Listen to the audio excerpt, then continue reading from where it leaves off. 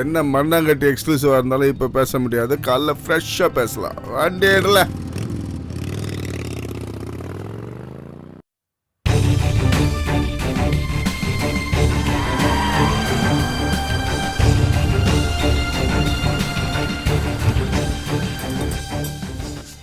சரி சொல்லுங்க, என்ன உங்க எக்ஸ்க்ளூசிவ்?